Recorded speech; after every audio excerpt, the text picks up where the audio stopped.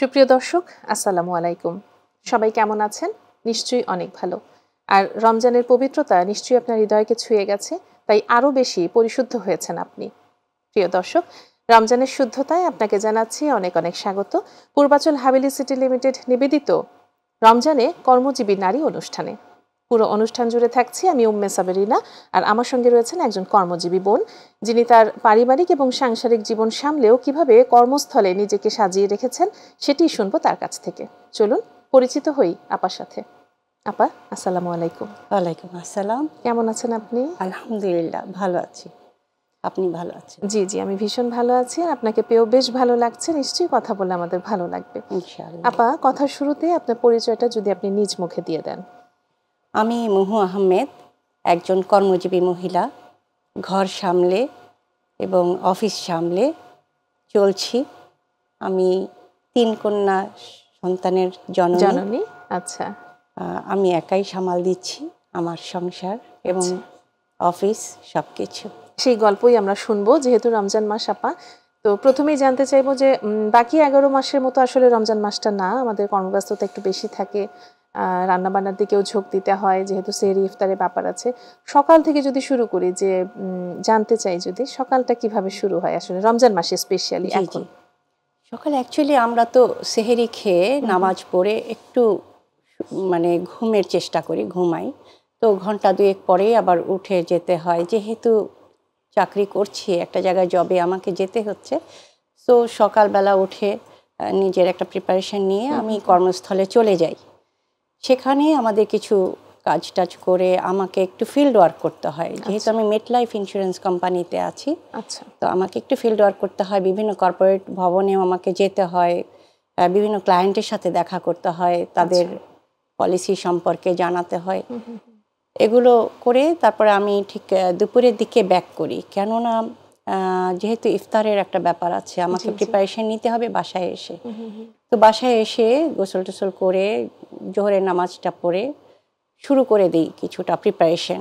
কিছুটা ছোলা আগের দিন ভিজিয়ে রেখে তারপর সিদ্ধ করে রেখে দিই। তারপর পেঁয়াজু তো তখনই ডালটা পেস্ট করে নিয়ে পেঁয়াজু করছি, বেগুনে করছি, সব কিছুই নিজের হাতেই করি। পুরোপুরি এই মাসটার আবহটাই আসলে অন্যরকম, এবং খুবই ফজিলতপূর্ণ, যে কারণে আমরা এত কাজের পরেও হয়তো বা ক্লান্তি বোধটা কম আসে। সেটাই আমি নিজেই অবাক হয়ে যাই যে সারাদিন আমি এত কাজ করছি কিন্তু সেই তুলনায় টায়ার্ড হচ্ছি, ক্ষুধা ফিল করছি না। আল্লাহর অশেষ রহমত, আল্লাহর অশেষ রহমত, এবং পানি পিপাসাটাও লাগছে না। হ্যাঁ, তো সন্ধ্যা যখন হয় আমার সবচেয়ে ভালো লাগে যখন ইফতারের আগে আমি আমার মেয়েদেরকে নিয়ে ডাইনিং টেবিলে বসি। আচ্ছা। এবং সমস্ত খাবারের আগে আমি একটু প্রার্থনা করি আল্লাহর কাছে, অবশ্যই কিছু দোয়া পড়ে। তারপর যখন আজানটা পড়ে তখন মেয়েরা একসাথে নিয়ে আমি শরবত খাচ্ছি। এই সময়টাই অন্যরকম। হ্যাঁ, অন্যরকম ফিল, একদম অন্যরকম। তারপর ইফতার শেষ করে নামাজটা পড়ি। এভাবেই আমি একটা রোজা শেষ করি। এরকম একটা মানে নিয়মের মধ্যে চলে আসে। অনেক সময় এমন হয় না যে কাজের তাগিদে আপনি হয়তো বাসায় ফিরতে পারলেন না, তখন তো নিশ্চয়ই পরিবারকে অনেক মিস করেন। হ্যাঁ, এটা হয় যখন আমাদের প্রতিদিনই কিন্তু সম্ভব হয় না, প্রতিদিন মানে ঠিক টাইমে ফিরে আসা সম্ভব হয় না। তো যে ক্ষেত্রে হয় যে অনেক সময় আমরা শপিং করি, আমাদের তো সামনে ঈদের শপিং করতে করতে দেখা যায় যে মার্কেটেই আমাদের ইফতারের টাইম হয়ে যায়। তখন এখন একটা যে সুবিধা, মার্কেটগুলোতে মসজিদ আছে বা নামাজের জায়গা আছে, আমরা নামাজ পড়তে পারছি, ওখানেই ফুড কর্নার আছে, ওখান থেকে আমরা ইফতারের আইটেমগুলো নিয়ে বসে যাই। তো এটা একটা সুবিধা। তো তখন দেখা যায় যে আমি আমার বাসায় বাচ্চাদেরকে বলে রাখি, তোমরা ইফতার করে ফেলো, আমার ফিরতে দেরি হবে, আজকে করতে পারছি এটা বলেই আর কি ওখানে। আচ্ছা, এভাবেই সবকিছু আসলে ম্যানেজ করে নিতে হয়। এই যে কাজ করছেন, নিশ্চয়ই কর্মজীবন কত বছর হবে? কর্মজীবনে আছি আজকে 9 বছর। 9 বছর। একটা তো মানে রুটিনের মধ্যে চলেই এসছে। তারপরেও যদি বলি যে পারিবারিক জীবনের পাশাপাশি কর্মজীবনে রয়েছেন, পরিবার থেকে কেমন সাপোর্ট পান? হ্যাঁ, পরিবার থেকে পুরোপুরি সাপোর্ট পাই। আমার মেয়েরা এখন বড় হয়ে গেছে। আমি একটু বলি এখানে যে আমার মেয়ের বাবা নেই, আচ্ছা মারা গেছে 15 সালে। তারপর থেকেই আমার মেয়েদেরকে আমি একা হাতেই বড় করছি। ওদেরকে এমনভাবেই বড় করেছি, এমনভাবেই তাদেরকে বুঝিয়েছি, শিখিয়েছি যে নিজের অনেক কিছু নিজেকে করে নিতে হবে। তো সেই জায়গা থেকে ওরা আমাকে যথেষ্ট সাপোর্ট করে। আমি যখন বাসায় আসতে হয় তো দেখা গেল যে 3টা 4টা বেজে যাচ্ছে, তো তখন আমি ফোন করে তাদেরকে বলে দিই যে তোমরা প্রিপারেশন নিয়ে নাও, শরবতটা তৈরি করে রাখো বা পেঁয়াজুটা ভেজে রাখো। তখন তারা সেটা করছে। মানে ফুল সাপোর্ট আপনি পাচ্ছেন হ্যাঁ, তাদের কাছ হ্যাঁ, থেকে। একদম। অনেক সময় হয়তো আপনি গিয়ে রেডি ইফতারটা পেয়ে যাচ্ছেন, ওদের হ্যাঁ, সাথে আমি বসে করে রেডিমেড, আমি ফেললেন। হয়তো গিয়ে তাৎক্ষণিকভাবে আচ্ছা আমি আচ্ছা। রেডিমেড ছেলে পেয়ে মেয়ে বড় যাচ্ছি। হয়ে গেলে বোধহয় এই সুবিধাটা সব মায়েরাই পান, তাই না? Right, right. তাদেরও কিছু কর্তব্য তো থেকেই যায়, তারাও তো দেখে মা এত কষ্ট করছে, কেন আমরা সহযোগিতা করব না, সেই তাই না? এরকম সাপোর্টিভ সবাই যদি হয় তাহলে বোধহয় পরিবারগুলো আরো অনেক পরিবারের জন্য বেশি শান্তিতে থাকতে পারে, হ্যাঁ, ভালো থাকতে পারে। অনেক সুবিধা হয়। সব সন্তান আপনার সন্তানের মতো হোক, সে দোয়াই থাকবে। আলহামদুলিল্লাহ। ধন্যবাদ। এরপর যদি জানতে চাই যে এই যে কর্মপরিকল্পনা, আমাদের তো রোজার সময় দেখা যায় অফিস আওয়ারটা একটু কম হলেও কাজ মেয়েদের আসলে থেকেই যায়, বাসায় অনেক কাজ থাকে। সেই তো নিজের কাজকর্ম কিভাবে সামলান? নিজের কাজকর্ম সেটা শুধু না, আমাকে তো এছাড়া আপনি বলছিলেন যে রোজার মধ্যেও আপনাদের ফিল্ড ওয়ার্ক করতে হয়, ইয়েস, সেক্ষেত্রে তো নিশ্চয়ই একটু কষ্ট হয়, অনেক তাই না? অনেক মানে কষ্ট অফিসে হয়। বসে কাজ করা একটা বিষয়, আসলে আমরা তো এক একজন এক এক সেক্টরে কাজ করি, জি, রোজার সময় গিয়ে কিন্তু সব প্রতিবন্ধকতা মনে হয় যেন একসাথে ধরা দিচ্ছে। হ্যাঁ, যারা বিশেষ করে ফিল্ড ওয়ার্ক করে, হ্যাঁ, কারণ দেখা যাচ্ছে 3টার সময়ই সবার বাসায় যাওয়ার একটা ফ্লো কাজ করে, এখন আপনি হয়তো সেই সময় ফিল্ডে, হ্যাঁ, তাই না? এবং আরেকটা এখানে একটা সুবিধা কি, যে যেহেতু রোজা আছি, আমার লাঞ্চের তাড়াটা চিন্তাটা নেই, থাকে ওই না। টাইমটা আমরা কাজে হ্যাঁ, লাগাতে ওই পারি। টাইমটা আচ্ছা তখন আমরা কাজে বাহ। লাগাতে পারছি। যেমন অফিসের টাইমগুলো যখন লাঞ্চ আওয়ার, তখন আমরা অন্যান্য টাইমে গিয়ে চিন্তা করি যে ওনার সাথে কি এখন দেখা করব, কারণ উনি এখন লাঞ্চে আছে। লাঞ্চ এবং নামাজের তখন কথাটা ভেবে আমরা এটা রোজার মধ্যে আমরা পাই না, তখন আমরা নির্দ্বিধায় যেতে পারছি তার সবসময় মনে সাথে। হয় কাজের সময়, Yes, কাজের তখন সময়। আমরা কন্টাক্ট করতে পারছি, তাদেরকে টাইম তারা আমাকে দিতে পারছে, এটা একটা বাড়তি সুবিধা। বাড়তি সুবিধা, ঠিক তাই। মানে এই জন্যই হয়তো আমাদের কর্মস্থলের কর্মঘণ্টাগুলো একটু কমে আসে, লাঞ্চ টাইমটা তো ওই সময়টা আসলে ধরা হয় না, যে কারণে আমরা পুরো প্রপারলি টাইমটা ইউটিলাইজ করতে পারছি। আমরা ফ্যামিলিতে কার থেকে সবচেয়ে বেশি সাপোর্ট পান?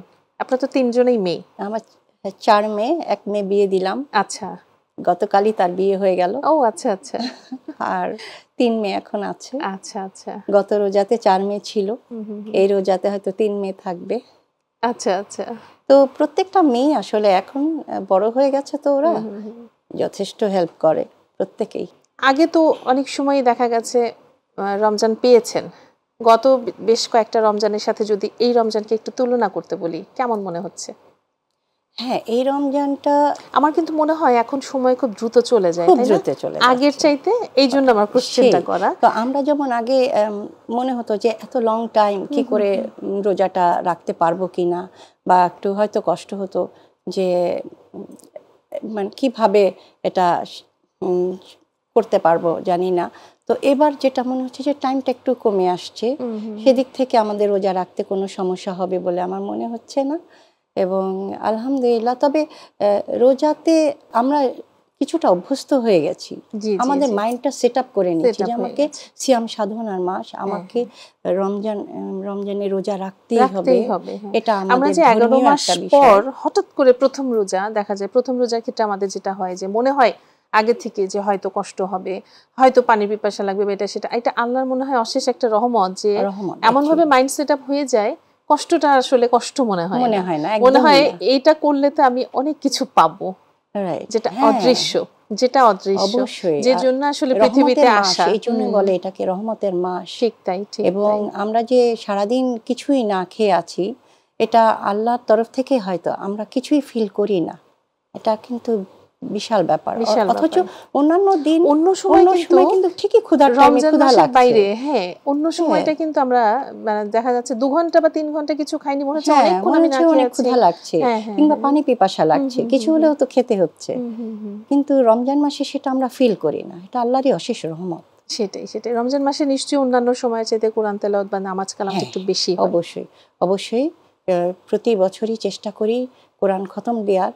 ইনশাআল্লাহ এবারও ইচ্ছে আছে কোরআন খতম দেব ইনশাআল্লাহ। বাবা মাকে কেমন মনে পড়ে? ওনারা তো আছেন কি? না, আমার বাবা মা এখন বেঁচে নেই।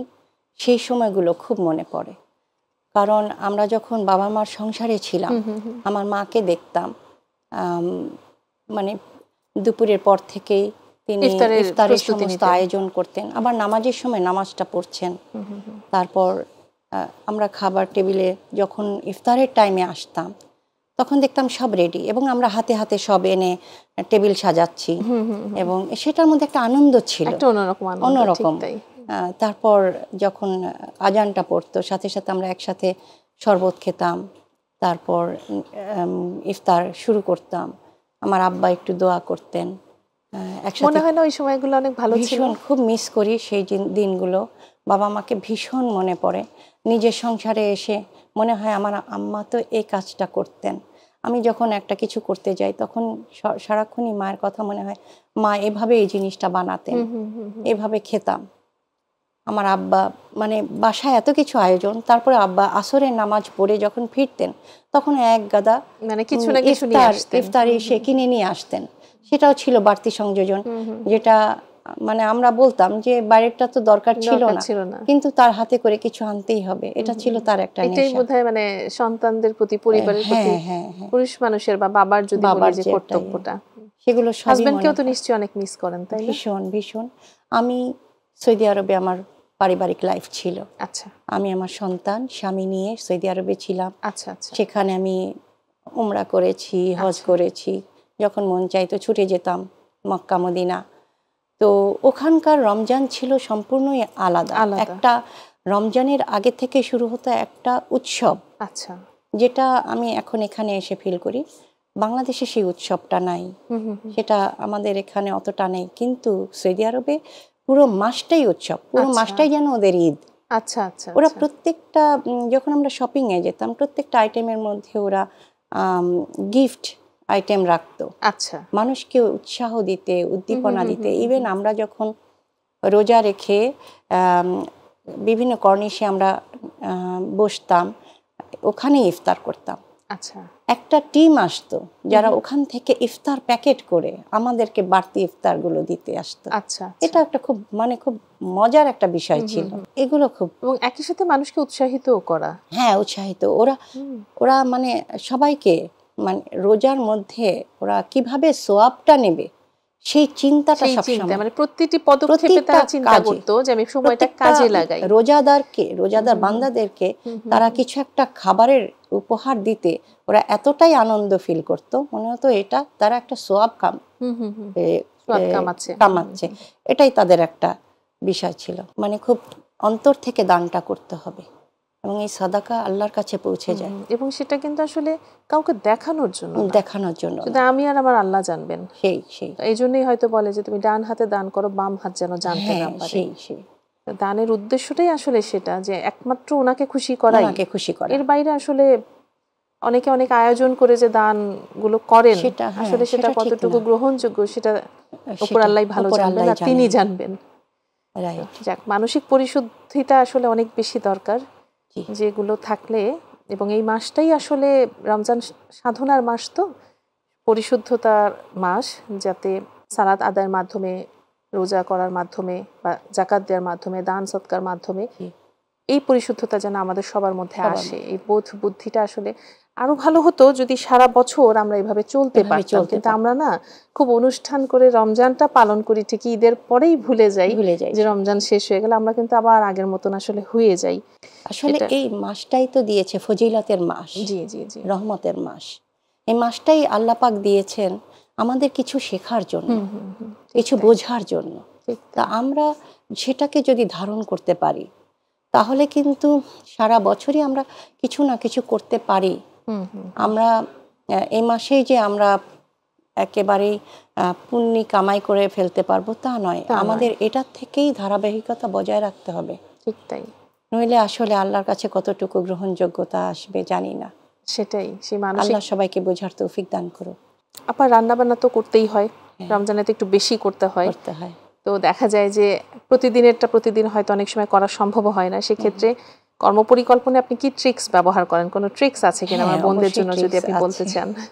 সেটা হচ্ছে যে বেশি করে আমি ছোলাটা ভুনা করে একদম ডিপে রেখে দিই, তারপর সেখান থেকে যাতে 2-3 দিন আমি চলতে পারি। আচ্ছা। তারপর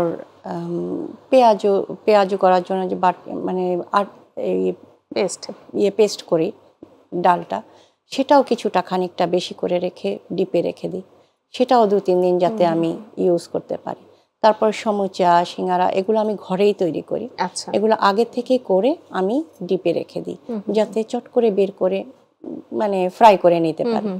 এগুলো কিছুটা আমাকে আগেই হেল্প করতে মানে হয় এটা করে রাখলে। তো তাড়াহুড়োর সময়গুলোতে আসলে এই জিনিসগুলো খুব কাজে দেয়। সেই রমজানে আপনার খাদ্যাভ্যাসটা কিরকম? খাদ্যাভ্যাস আমি সাধারণত একটু ফ্রুটস বেশি রাখি। ফ্রুটস এবং চিড়া, কলা এটা আমি রাখি। মানে প্রথমেই যেন সেটা খেয়ে পেটটা ঠান্ডা থাকে, কারণ সারাদিনে আমরা রোজা রাখি, পেটটা তারপর যদি ভাজাপুরি খাওয়া হয় তাহলে কিন্তু প্রথমে ভাজা পোড়া খেলেই অ্যাসিডিটি হতে পারে কিংবা মানে অস্বস্তি হতে পারে। সেই কারণে আমি একটু চিড়া কলাটা খেয়ে তারপর নামাজ পড়ি। নামাজটা পড়ে এসে বাদ বাকি খাবারগুলো। আচ্ছা আচ্ছা, অনেক ধন্যবাদ আপা, আবার কখনো কথা হবে। অনেক ভালো থাকবেন। থ্যাংক ইউ, অনেক ধন্যবাদ। সুপ্রিয় দর্শক, বেশ কিছু কথা বললাম, নিশ্চয়ই এর মধ্যে থেকে আমাদের আলাপচারিতায় কিছুটা হলেও আপনার ভালো লেগেছে। আপনারা দেখছেন পূর্বাচল হাভেলি সিটি লিমিটেড নিবেদিত রমজানে কর্মজীবী নারী। আজকের এই অনুষ্ঠানটি এখানেই শেষ করছি। দেখা হচ্ছে আগামীকাল একই সময়ে একই অনুষ্ঠানে অন্য কোনো অতিথিকে সাথে নিয়ে। সে পর্যন্ত সবাই সুস্থ থাকুন, ভালো থাকুন আর মাই টিভির সাথে থাকুন। বিদায় নিচ্ছি আমি উম্মে সাবেরিনা। আল্লাহ হাফেজ।